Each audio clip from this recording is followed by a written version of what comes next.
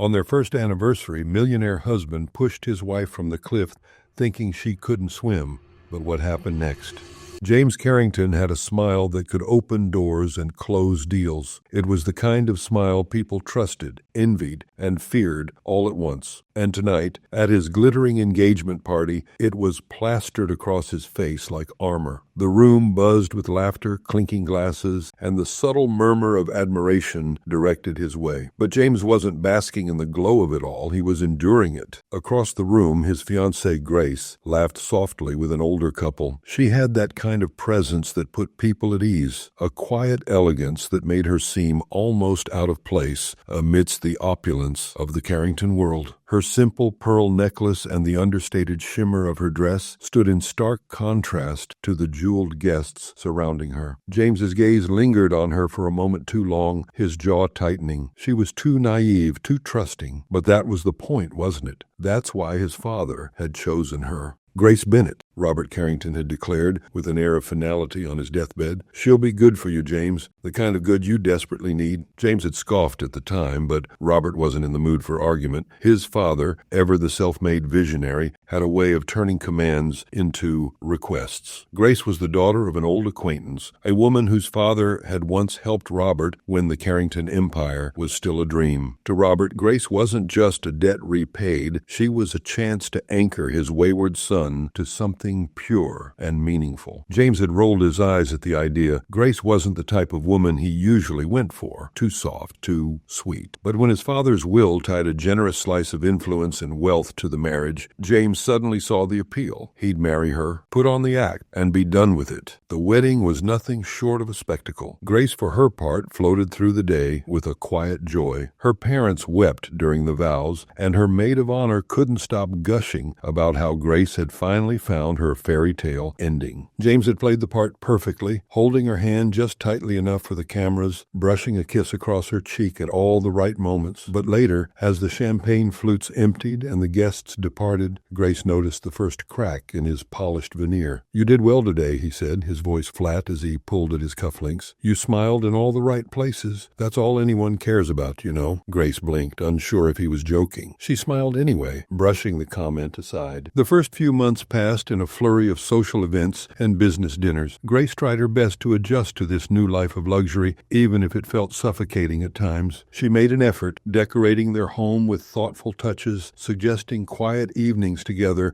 even learning to navigate the intricate dance of society with its unspoken rules and veiled barbs. James, however, remained distant. He was attentive in public but cold and dismissive behind closed doors. One evening after a dinner party, Grace finally asked, "James, are you happy?" He looked at her as if she'd asked the most ridiculous question in the world. Happy? Happiness doesn't matter in this world, Grace. Results do. Her heart sank, but she didn't press further. She told herself he was just stressed, that he'd soften with time. It wasn't long before James's disdain began to show in sharper ways. At one gala, Grace had inadvertently interrupted him while he was recounting a story to an influential investor. She corrected a minor detail, just an innocent mistake, but the flicker of irritation in his eyes was unmistakable.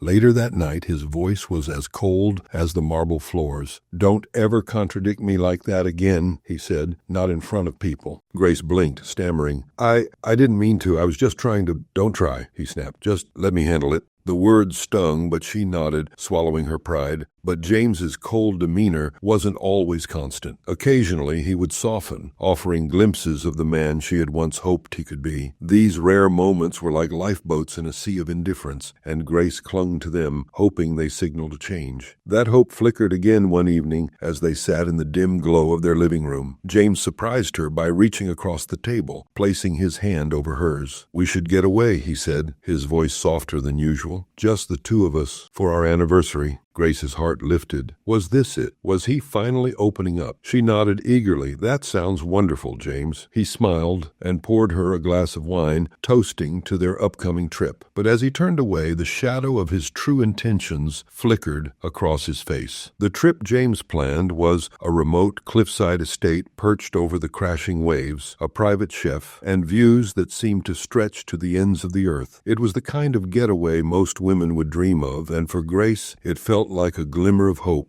"It's beautiful, James," Grace said softly as they pulled up to the sprawling property. The sea breeze caught her hair as she stepped out of the car, her eyes wide with wonder. James flashed her one of his perfect smiles, the kind that had charmed half of Manhattan's elite. "Only the best from my wife." His tone was warm, but his eyes were cold, calculating. The first evening was filled with champagne, candlelit dinners, and easy conversation. Grace was hesitant at first, but as the wine flowed and the tension seemed to melt away, she began to believe this trip might be the turning point their marriage needed. "You're full of surprises," she said, smiling as James handed her a glass of wine. "I almost didn't believe you when you suggested this trip." "Well," he said, sitting across from her, "I've been distant. I thought it was time to make up for that." Grace's heart lifted. For the first time in months, he seemed present, attentive, even kind. The next evening, after another luxurious dinner, James suggested a walk along the cliffs. The moon hung low in the sky, its light casting silvery ripples across the waves below. "Come on," James said, holding out his hand. "You'll love the view from up there." Grace hesitated for a moment. The wind was stronger now, the kind that whipped at your clothes and made you feel like the earth itself was breathing. But James's hand was steady, his smile reassuring, and so she took it. They walked in silence, the sound of the waves crashing against the rocks below, filling the air. Grace shivered slightly, pulling her cardigan tighter around her shoulders. "It's breathtaking, isn't it?" James said, stopping at the edge of the cliff. "It is," Grace agreed, her voice soft. She stepped closer to the edge, gazing down at the churning sea, a little terrifying, too. James stood just behind her, his hands in his pockets. He tilted his head, studying her like she was a chess piece on a board. "You trust me, don't you, Grace?" he asked suddenly, his tone casual but laced with something darker. Grace turned to look at him, her brow furrowed in confusion. "Of course, James, why would you ask that?" He smiled, a slow, deliberate smile, "just making sure."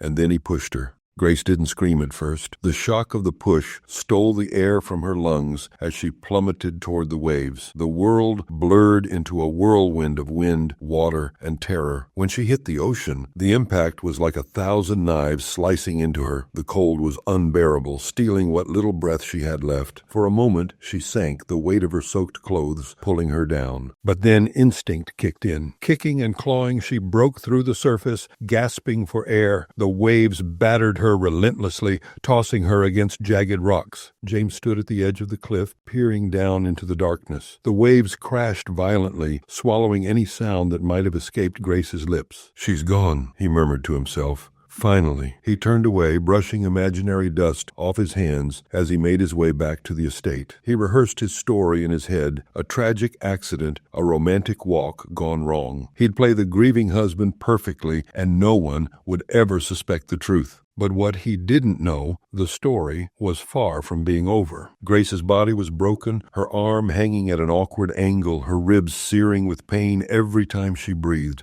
But she was alive, somehow. She clung to a jagged outcrop of stone, her fingers raw and bleeding, the salt stinging her wounds. The sky above had begun to lighten, a hazy dawn creeping over the cliffs, but it offered little warmth. Every muscle screamed for her to let go, to slip back into the waves and let current carry her away. And then she heard it, the low hum of a motorboat cutting through the morning fog. "Damn," a voice muttered, rough and gravelly, but with a note of concern. The boat slowed, and when a man leaned over the edge, his eyes narrowing as he spotted her crumpled form on the rocks. He tossed out a rope, his movements swift and precise. "Hold on, girl," he said. "I've got you." Grace didn't have the strength to respond. She barely felt it as he hauled her into the boat and wrapped her in a coarse blanket. All she could do was shiver and gasp as the boat lurched toward a distant shore. Back at his home, Elias laid her down gently on a threadbare sofa, muttering to himself as he examined her injuries. Her arm was fractured, her ribs bruised, and her skin was streaked with cuts and scrapes. To Grace, the home felt like a place untouched by time. The walls were lined with faded nautical charts and rusted tools, a far cry from the gleaming marble and polished glass of her life with James, but it was warm. And it was safe. "You've been through hell," he said, tying off a makeshift splint around her arm with practiced ease. Grace didn't respond, too weak to do more than let out a shaky breath. By the time she woke again, hours had passed. The room was dim, the fire casting flickering shadows across the walls. Elias sat nearby, his eyes fixed on the flames. "You're lucky to be alive," he said, without looking at her. Grace blinked, her voice rasping as she forced out the words. He pushed me. Elias turned slowly, his brow furrowing as he studied her. Who? My husband, she whispered, her voice trembling. For a moment, Elias said nothing. Then he exhaled sharply, leaning back in his chair. Well, looks like you've got a second chance. Question is, what are you going to do with it? Grace lay awake that night in the dim warmth of Elias's cottage, her thoughts churning like the relentless waves outside. The betrayal felt like a physical wound, raw and pulsing, impossible to ignore. She kept replaying the moment on the cliff, the coldness in James's voice, the calculated look in his eyes before he pushed her. She had loved him, trusted him. How had she been so blind? As the hours dragged on, her despair began to shift. The grief hardened layer by layer like molten metal cooling into steel. She didn't just feel betrayed, she felt furious. James hadn't just tried to kill her, he had stolen something far deeper. Her trust, her peace, her very sense of self. They'll worry, she admitted one evening, her voice breaking as she stared into the fire. My parents, my sister, they'll think I'm gone? Elias tossed another log onto the flames, his expression grim. Good. Grace turned to him, startled. How can you say that? Because if they think you're gone, so does he, Elias replied. And as long as he thinks you're dead, you've got time to figure out how to hit back. You go running to your family now, and you're as good as handing him a second chance to finish the job. The truth of his words settled heavily on her chest. As much as it hurt to think of her family mourning her, she knew Elias was right. If James knew she had survived, he wouldn't stop until she was gone for good. I don't have a choice, she said. If I tell anyone, it's over. The first step to staying hidden was shedding the woman she used to be. He handed her a pair of scissors, nodding toward the cracked mirror in the corner of the room. Grace stared at her reflection for a long moment, the familiar image of her long, wavy hair and soft features staring back at her. This was the woman James had married, the woman he had controlled, manipulated, and discarded. She picked up the scissors. The first snip felt like a release, and by the time she was done, her hair was a short, uneven crop that barely reached her chin. Elias helped her dye it darker, the glossy chestnut replaced with an inky black that made her look almost unrecognizable. She swapped her designer clothes for simple jeans and oversized sweaters, the kind of clothes that let her blend into the quiet anonymity of the fishing village. When she looked at herself again in the mirror, she hardly recognized the woman staring back.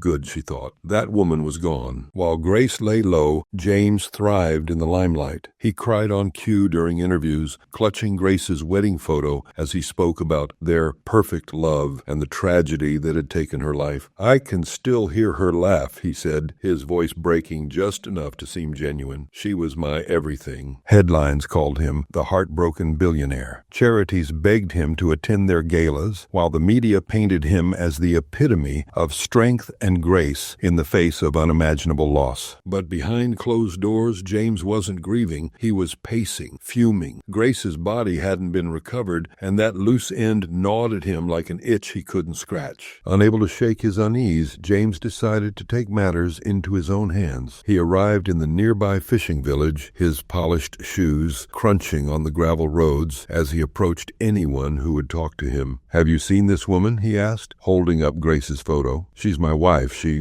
fell from the cliffs. Most people shook their heads, intimidated by his presence and his sharp, too perfect smile. When he approached Elias, the old fisherman was sitting on a bench near the docks, carving a piece of driftwood. You seen this woman? Elias barely glanced at the photo. Can't say I have, his tone even. James's eyes narrowed. You sure? The ocean has a way of, carrying things. Elias met his gaze steadily. I've been here a long time, mister. Seen a lot of things wash up, but no sign of her. James lingered for a moment, searching for cracks in Elias's calm demeanor, but there were none. Finally, he turned and walked away, his frustration simmering just beneath the surface. When Elias returned to the cottage that evening and told Grace about James's visit, her chest tightened. He's looking for me, she said, her voice shaking. He's not sure you're alive, Elias corrected, and you're going to keep it that way. Let him think the sea did his dirty work. It'll make what comes next a hell of a lot easier. Grace couldn't shake the image of him standing in the village, his sharp eyes scanning every face, his polished charm a thin veneer over the predator lurking beneath. He would stop at nothing to finish what he'd started, and Grace knew she couldn't afford to hide forever. She needed a plan. As she mulled over her options, one name kept surfacing in her mind, Harold Carrington, James's family lawyer. The very idea made her uneasy. Harold wasn't just any lawyer. He was deeply embedded in the Carrington empire, privy to its secrets and intricacies. But there was more to him than that. Grace had seen it herself. Harold wasn't like the others who orbited James. He had a quiet integrity about him, a calm, steady presence that set him apart. Most importantly, Harold had been Robert Carrington's man. Grace remembered how James's father had spoken of Harold with trust and admiration, calling him the moral compass of the Carrington dynasty. James, on the other hand, had always seemed uneasy around Harold, dismissing him as too traditional or out of touch. That tension had stuck with her, even when she didn't fully understand its significance. Harold wasn't loyal to James. He was loyal to the values Robert had stood for, and Grace suspected that Harold's loyalty didn't extend to covering for James's darker deeds. I can't call his office. I can't show up in broad daylight. I need to find a way to make contact without drawing attention, Grace said. Elias raised an eyebrow. So what's your plan then? Send him a carrier pigeon? Grace ignored the jab, her mind already racing. During the few times they had spoken at Carrington estate functions, Harold had been kind to her, almost protective in his quiet, observant way, and she had noticed something else about him. Harold often visited a private library on the edge of the city, a quiet, tucked-away place where he preferred to work in peace, far from the chaos of Carrington headquarters. Grace remembered him mentioning it once during a dinner party, his voice laced with pride as he described the library as his sanctuary. It was her way in. The first step was finding out if Harold still frequented the library. Grace couldn't risk walking into the building herself, not when someone might recognize her. Instead, she sent Elias into town with specific instructions. The following afternoon, Elias returned with confirmation. Saw him walk in there myself, he said, setting a small stack of books on the table. Same guy you described. Slim, gray hair, nice suit. He's got a spot on the second floor near the window. Looks like he's there a couple of afternoons a week.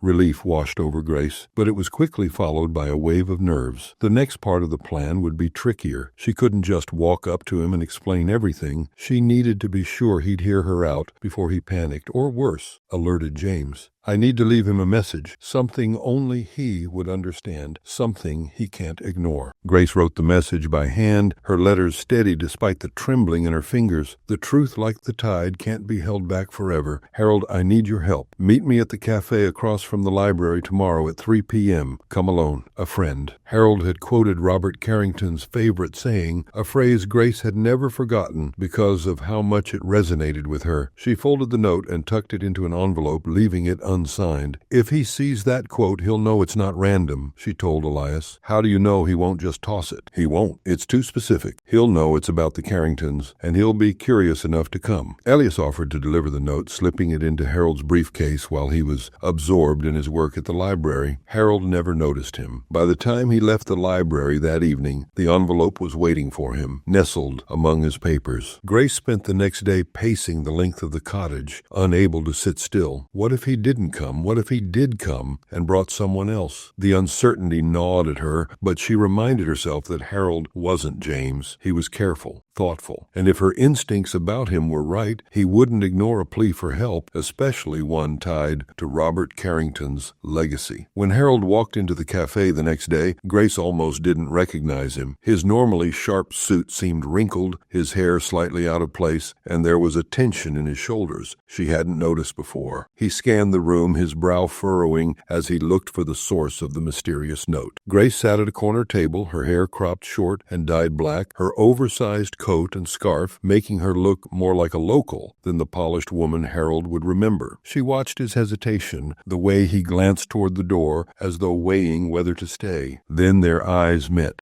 Harold froze. Grace stood slowly, her movements careful and deliberate. She pulled down the scarf covering her neck and face, revealing the scar on her temple from the fall. Harold's jaw dropped. He stepped closer, his voice low and filled with disbelief. My God, Grace? Yes, I'm alive. He sank into the chair across from her, his hand gripping the edge of the table as though he needed something solid to hold on to. You're supposed to be dead. The accident, James said. It wasn't an accident, Grace interrupted. She leaned forward, lowering her voice so no one could overhear. James tried to kill me, Harold. He pushed me off the cliffs. The words hung between them, heavy and undeniable. You can't stay here, his voice hushed. If James knows you're alive, I know, Grace said. That's why I need your help. I can't go to the police. Not yet. James has too many resources. He will bury the truth before it even reaches them." Harold's brow furrowed. "What exactly are you asking me to do?" Grace met his gaze, her voice resolute. "Help me expose him. Help me take him down." For a long moment, Harold said nothing. Then he exhaled slowly, leaning back in his chair. "Expose him how? A story like this can't go public without proof. The media may love a scandal, but they'll demand evidence. And even if we find some, James has lawyers, PR teams, and half the media in his pocket. It won't be easy. That's why we go for the cracks first," Grace said. "James isn't perfect. He's careful, yes, but careful people make mistakes when they think they're untouchable. We find his mistakes. You've worked with the Carringtons for years. There must be something in the records, something he's hiding." Harold tilted his head, his sharp mind clearly turning over the possibilities. "The financial records would be the best place to start. James has always been reckless, especially since his father died. I can access the older records through the firm, but for anything current—" "I'll help," Grace interrupted. "I know where he hides things. I lived in that house for a year. I heard things. Names, accounts, conversations. I wasn't just some accessory to parade around, Harold. I paid attention." Harold studied her for a moment, the lines around his mouth softening. "All right," he said finally. "We'll dig. But if we're going to make this public, we'll need more than just financial discrepancies. We'll need personal witnesses, people close to James who are willing to speak out, staff, business partners, anyone who's seen his true colors." The first blow came quietly but decisively. Harold worked late into the night compiling reports and records that painted James as less of a financial genius and more of a reckless opportunist. The documents showed a troubling pattern of offshore accounts, illegal tax evasions, and risky business ventures, all things James had buried deep under layers of fake corporations and loopholes. The leak wasn't flashy. Harold chose a small but respected financial blog with a reputation for uncovering corporate scandal. It was the kind of place that wouldn't hesitate to run the story, even if it meant going up against a powerful figure like James Carrington. 3 days after the blog posted the expose, the cracks started to show. James's name began circulating in financial circles. Anonymous sources whispered about irregularities, and business reporters started to sniff around for confirmation. Investors grew uneasy, and Carrington Enterprises saw its stock dip for the first time in years. It wasn't a plunge. It was subtle, like the first tremor before an earthquake. Grace read the article online, sitting in the corner of Elias's cluttered cottage, her hands wrapped around a steaming mug of tea. Her heart raced as she scrolled through the damning details, but she kept her expression calm. "It's not enough to destroy him," Harold had warned her when they planned this first move, "but it's enough to make him look over his shoulder." And that's exactly what it did. James sat in his glass-walled office, his jaw tight as he read the article for the third time. His phone buzzed on the desk, the screen lighting up with messages from his PR team and corporate advisors. Everyone wanted a statement, an explanation, damage control. "Get me Alex," he barked into the intercom, referring to his head of public relations. The man entered moments later, his face pale with worry. "We're working on a response, sir, something vague but reassuring. We're saying the accounts were used for international partnerships, perfectly legal, nothing unusual." "Cut the crap," James snapped, tossing the tablet onto the desk. "Who leaked this?" Alex hesitated. "We don't know yet, but we're looking into it. Could be a former employee, someone with a grudge." "I don't want guesses, Alex. I want results," James said coldly, his voice dropping into the tone that made his subordinates flinch. "This doesn't get out of hand. You understand me?" "Yes, sir,"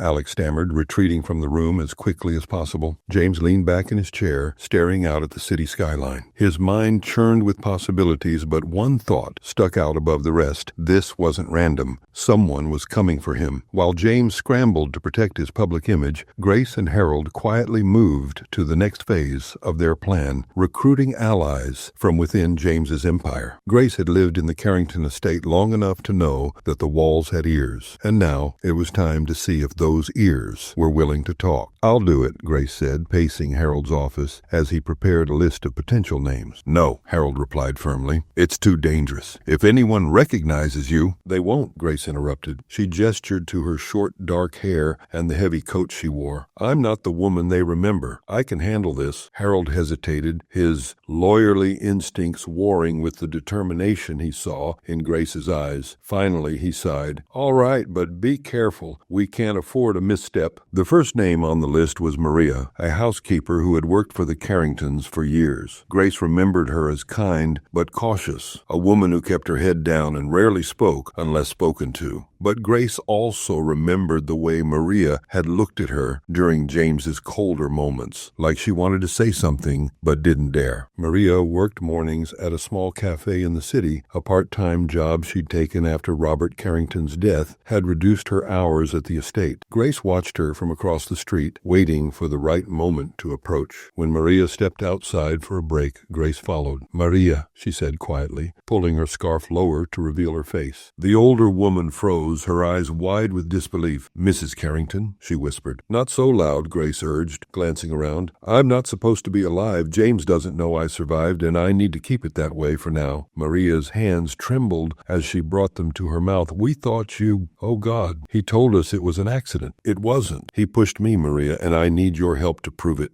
Maria hesitated, her loyalty to the Carrington name warring with her fear of James and her sympathy for Grace. Finally, she nodded. What do you need? With Maria's testimony and Harold's gathered evidence, the next phase began. Anonymously, they fed more information to the media, leaks about James's treatment of staff, whispers of his ruthless control over his wife, and carefully worded hints about the accident that took Grace's life. It was a slow burn, but the stories began to take shape. James was no longer the grieving husband in the eyes of the public. He was a man with secrets, cracks forming in the perfect facade he had built. Back in his office, James stared at the latest headline, Carrington Empire Under Fire, Financial Scandals and Staff Allegations Raise Questions. His hand tightened around the glass of scotch he held, his knuckles white. This wasn't just bad luck. This was deliberate. Someone was trying to destroy him, and deep down, he had a terrible suspicion about who it might be. The final decision to file a criminal complaint wasn't one they made lightly. It was Harold who spoke the words aloud first. We have enough, he said, leaning back in his chair. The offshore accounts, the testimony from the staff, the physical evidence of your injuries from the hospital records, it's all airtight. We can tie him to attempted murder, fraud, and intent to deceive law enforcement. It's time, Grace. Grace stared at the papers in front of her, her fingers brushing over the edge of one of the documents. A small, nervous part of her wanted to hesitate, to wait a little longer, to make the case even stronger. But another part of her, the part that had survived the fall and fought her way back from the edge of death, knew Harold was right. Once we file this, she said slowly, looking up at him, there's no going back. He'll know I'm alive. Harold nodded, his expression solemn. He'll know, but by the time he finds out, the system will already be moving against him. The police, the courts, the media, they'll all be watching. He won't be able to touch you. Grace's jaw tightened. She had come too far to turn back now. Let's do it, she said. The complaint was filed on a rainy Tuesday morning, the sound of raindrops tapping against the window of Harold's office as they sent the final documents to the district attorney's office. The official charges included 1. Attempted murder, 2. Fraud and financial crimes, 3. Obstruction of justice. By the time the paperwork hit the prosecutor's desk, it wasn't just a case. It was a storm. Every piece of evidence was meticulously arranged, each detail pointing directly to James. Harold and Grace had timed the filing perfectly, ensuring the media was ready to blow the story wide open the moment the complaint became public record. Within hours of the filing, the headlines hit like a tidal wave. Grace's face, now unmistakable with her cropped black hair and the faint scar on her temple, appeared on screens across the country. Her carefully written statement, released through Harold's office, was as precise as the plan itself. I trusted James Carrington with my life, and he tried to take it from me. For months, I've lived in fear, knowing the man who was supposed to love me pushed me off a cliff and left me for dead. But I refused to stay silent. I survived, and now I'm here to tell the truth. No one, no matter how powerful, should be above the law. The statement was everywhere: news broadcasts, blogs, social media. The public, already uneasy after weeks of financial scandal rumors, turned against James almost instantly. The grieving husband image he had crafted crumbled overnight. It didn't take long for the legal system to act. With the evidence Grace and Harold had provided, the DA's office moved swiftly to issue a warrant for James's arrest. 2 days after the complaint was filed, law enforcement officers arrived at the Carrington estate, their presence drawing the attention of neighbors and reporters alike. James answered the door himself, his jaw tight as the lead officer stepped forward. "James Carrington," the officer said, his tone neutral but firm. "You're under arrest for attempted murder, fraud, and obstruction of justice." The cameras outside the estate captured everything. James being led away in handcuffs, his usually composed expression twisted into a mask fury. The image spread like wildfire, further solidifying the public's perception of him as a dangerous, calculating man who thought he was above the law. From the safety of Harold's office, Grace watched the footage of James's arrest. Her hands were steady as she held the tablet, her heart beating in a calm, measured rhythm. She felt no pity, no hesitation. For the first time in months, she felt free. "This is just the beginning," Harold said, standing beside her. "The trial will be brutal. He's not going to go down without a fight.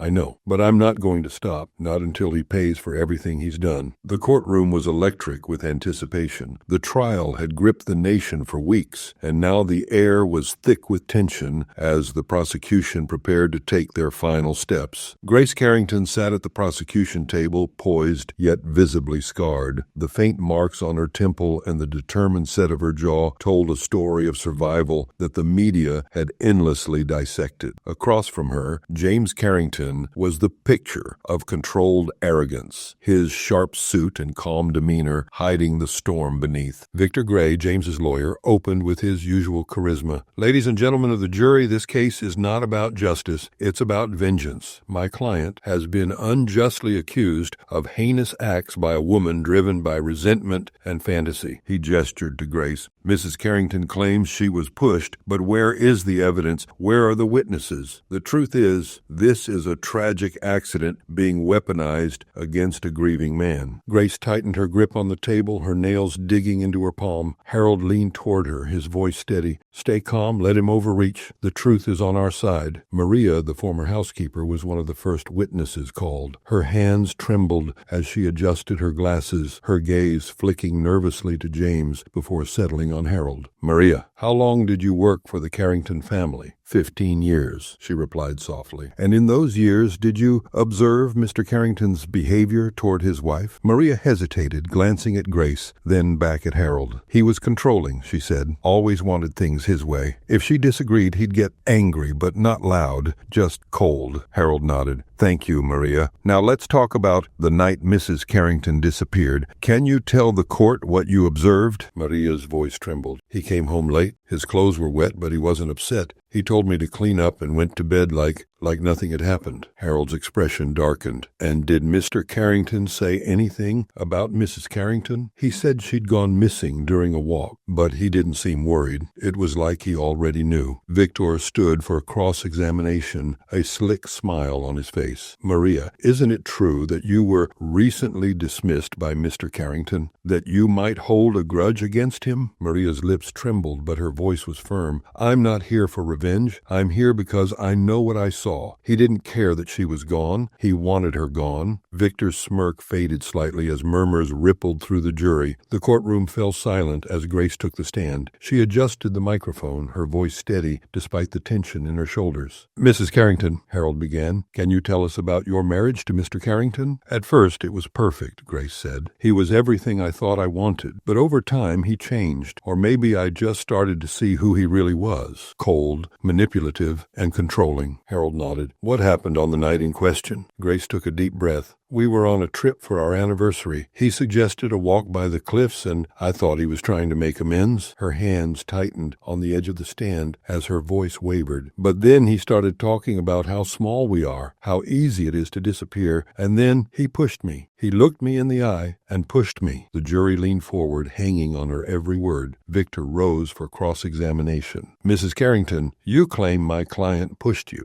but isn't it true that you and he argued often, that you'd even considered leaving him?" "Yes," Grace admitted. "We argued, and I thought about leaving, but I never thought he'd try to kill me." Victor smirked. "And yet here you are. Isn't it possible that you slipped, and now you're looking for someone to blame?" Grace met his gaze, her voice steel. "No, he wanted me gone, and he almost got away with it." Elias took the stand, his rugged presence a stark contrast to the courtroom's polished atmosphere. He nodded once to Grace before turning to Harold. "Elias," Harold said, "you rescued Mrs. Carrington. Can you describe her condition?" "She was half dead," Elias said bluntly. "Broken arm, ribs bruised, barely breathing. Looked like she'd fought hell and won." Harold nodded. "And did she say anything about what happened?" "She told me he pushed her," Elias said simply. "Didn't sound like a lie to me." Victor stood, his tone condescending. "Mr. Elias, you're a fisherman, not a doctor. Are you qualified to assess Mrs. Carrington's injuries?" Elias smirked. "Don't need to be a doctor to know someone's been through hell." Laughter rippled through the courtroom, and Victor scowled. The tension in the courtroom was palpable. The jury seemed torn, their eyes darting between Grace, Elias, and the ever-composed James Carrington. But Harold Bennett wasn't done. He stood, his movements deliberate, and addressed the judge with a firm voice. "Your Honor, the prosecution requests permission to introduce new evidence," Harold said, holding up a sealed envelope. Victor was on his feet in an instant. "Objection, Your Honor. This is highly irregular. The prosecution has had ample time to present their case. Introducing evidence now is an ambush tactic designed to mislead the jury." The judge fixed Harold with a sharp look. "Mr. Bennett, you've been in my courtroom long enough to know how this works. What exactly is in that envelope?" "Your Honor, this is the original will and testament of Robert Carrington. Its contents are directly relevant to the defendant's motive and the events that led to this trial." The murmurs in the courtroom swelled into a buzz of speculation. The judge banged her gavel for silence, her gaze flicking between Harold and Victor. Finally, she spoke. "Proceed, Mr. Bennett, but tread carefully." Harold handed the envelope to the bailiff, who delivered it to the judge. As she opened it and began to read, her stern expression shifted to one of surprise, then resolve. "Mr. Bennett," the judge said, "I trust you're prepared to explain why this wasn't submitted earlier." Harold nodded. "Yes, Your Honor, the contents of this will are damning, and its late submission was a strategic decision. If we had introduced it prematurely, the defense would have spun it as irrelevant. But with the evidence we've already presented, this document ties everything together." He turned to the jury, his voice carrying an undercurrent of urgency. "Ladies and gentlemen, the document you've just seen is the original will of Robert Carrington. It was authenticated by forensic experts and secured after considerable effort. Its contents make one thing abundantly clear. Robert Carrington did not intend for his wealth to go to James Carrington. Instead, he left his entire estate, every dollar, every property, every investment, to his daughter-in-law, Grace Carrington." The revelation hit the courtroom like a bomb. Gasps erupted from the gallery, followed by a wave of whispers that the judge had to quell with her gavel. Harold pressed on, ignoring the tension in the room. "This will, ladies and gentlemen, is the key to understanding the defendant's actions. James Carrington knew he was excluded from his father's fortune. He knew the power and wealth he had relied on his entire life were gone. And when he discovered that Grace was the sole beneficiary, he forged a new will to take it all for himself." He gestured toward James, his voice rising with conviction. But even that wasn't enough for him. When Grace began to see through his lies, he realized she was a threat, and that's why he pushed her off that cliff, because her survival would expose everything. The jury's attention was riveted, their earlier doubts fading as Harold connected the dots with precision and passion. Grace's mind reeled as Harold's words echoed in the courtroom. Robert Carrington had left everything to her,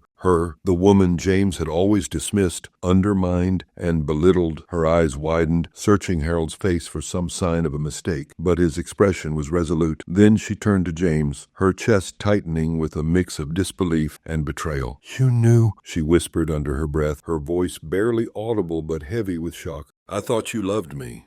James's lips moved, as though he wanted to say something, but no words came out. Instead, he clenched his fists, his eyes narrowing. His silence said everything. Grace's disbelief gave way to something quieter but more resolute: clarity. The man she had once trusted, once loved, had orchestrated every moment of their life together for his gain, and now, finally, his lies were unraveling in front of the world. Victor stood, his voice uncharacteristically strained. "Your Honor, the defense would like to request a recess to examine this new evidence." Harold shot back immediately. "Your Honor, the defense has had every opportunity to address this. The will has been authenticated and verified. The jury deserves to hear the truth without further delay." The judge didn't hesitate. "Request denied. The trial will proceed." Unable to contain himself any longer, James shot to his feet. "This is absurd," he shouted, his voice echoing in the stunned silence of the courtroom. The judge banged her gavel. "Mr. Carrington, sit down or I will hold you in contempt." But James ignored her, his anger boiling over. "That money was mine. My father was senile when he wrote that will. He didn't know what he was doing. Grace doesn't deserve a cent." Grace stared at him, her expression calm but unyielding. The jury's faces reflected shock and disgust as they took in James's outburst. "Mr. Carrington," the judge thundered, "this behavior is unacceptable. Sit down now." James's lawyer tugged at his arm, hissing for him to stop, but James wrenched free, pointing a finger at Grace. "You think you've won? You're nothing without me." The courtroom erupted, the noise deafening. The judge's gavel pounded repeatedly, her voice rising above the chaos. "Order! Order in the court!" As James was finally subdued, the courtroom settled into an uneasy quiet. Harold turned back to the jury, his voice calm and deliberate. "Ladies and gentlemen, you've seen the truth with your own eyes. James Carrington's actions, his forgery, his greed, and now his outburst confirm what we've been saying all along. He is guilty of attempted murder and fraud." The judge addressed the jury with a firm voice. "You've heard the evidence, you've seen the testimonies. It is now your duty to deliberate and deliver justice." The jury returned quickly. The foreperson stood, her voice steady. "In the matter of attempted murder, we find the defendant, James Carrington, guilty." The judge's voice was firm as she addressed James. "Mr. Carrington, your greed and actions have brought you here. You are sentenced to 30 years in prison without parole. Take him away." The courthouse steps were buzzing with reporters, their cameras flashing as Grace emerged, flanked by Harold and a handful of supporters. The wind tugged at her hair, but her steps were steady, her chin held high. She had faced her past, and now she was walking toward her future. She paused at the bottom of the steps, looking at Harold. "I still don't understand why Robert would leave everything to me," she said softly. Harold smiled faintly. "Because he saw something in you that James never could. Integrity, strength, compassion. He trusted you to honor his legacy in a way his son never would." Grace nodded, the weight of the responsibility settling over her shoulders. "I won't let him down," she said quietly. A week later, Grace found herself on a familiar stretch of cliffs, the wind carrying the scent of salt and brine. Elias's small, weathered cottage came into view, and she smiled as he stepped out onto the porch, wiping his hands on a rag.